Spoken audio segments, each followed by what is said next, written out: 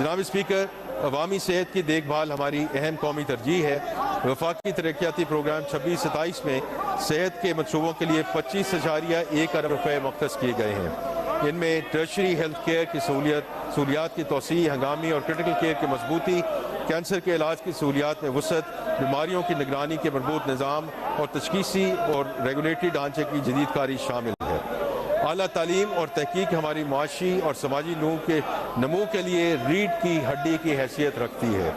وفاقی ترقیاتی پروگرام 26-27 میں اعلیٰ تعلیم کے شعبے کے لیے 46 ارب روپے مختص کیے گئے ہیں، جو گزشتہ سال کے 34.9 ارب کے مقابلے میں ایک قابل ذکر اضافہ ہے۔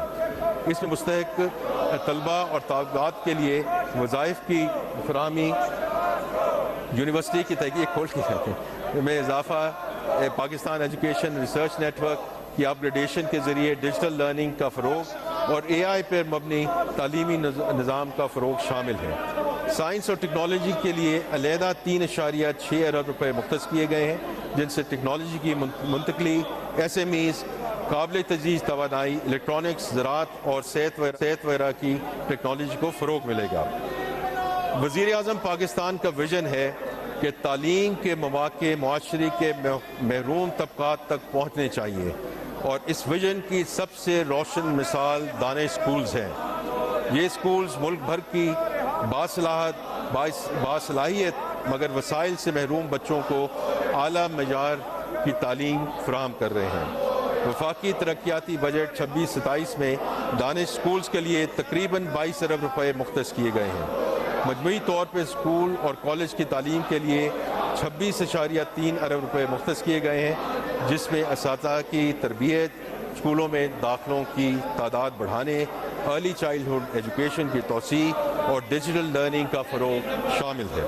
اسی طرح نوجوانوں کی ہنرمندی اور روزگار کے لیے نیب-ٹیک کے ذریعے وزیر اعظم یوتھ اسکلز ڈیولپمنٹ پروگرام کے تحت 7.9 ارب روپے مختص کیے گئے ہیں، تاکہ ہر پاکستانی نوجوان کے ہاتھ میں وہ ہنر ہو جو اسے 21ویں صدی کی معیشت میں قدم رکھنے کے لیے قابل بنا سکے۔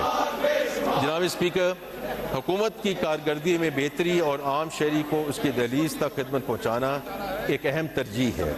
وفاقی ترقیاتی بجٹ 26-27 میں گورننس کے شعبے کے لیے 13 ارب روپے مختص کیے گئے ہیں، جو سول سروسز، انصاف، پولیس اور ریگولیٹری اصلاحات اور وفاقی اور صوبائی سطح پر ڈیجیٹل گورننس کے توسیع کے لیے بروئے کار لائے جائیں گے۔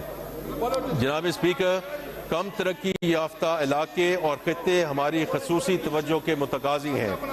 وفاقی ترقیاتی بجٹ 26-27 میں آزاد جموں کشمیر، گلگت بلتستان اور خیبر پختون کے ضم شدہ اضلاع کے لیے مجموعی طور پر 144.9 ارب روپے مختص کیے گئے ہیں۔ آزاد جموں کشمیر کے لیے 45 ارب روپے، گلگت بلتستان کے لیے 44 ارب روپے اور خیبر پختونخوا کے ضم شدہ اضلاع کے لیے 56 ارب روپے مختص کیے گئے ہیں۔ اس کے علاوہ وزیر اعظم کے خصوصی پیکج کے طور پر آزاد جموں کشمیر کے لیے 5 ارب روپے اور گلگت بلتستان کے لیے 4 ارب روپے مختص کیے گئے ہیں۔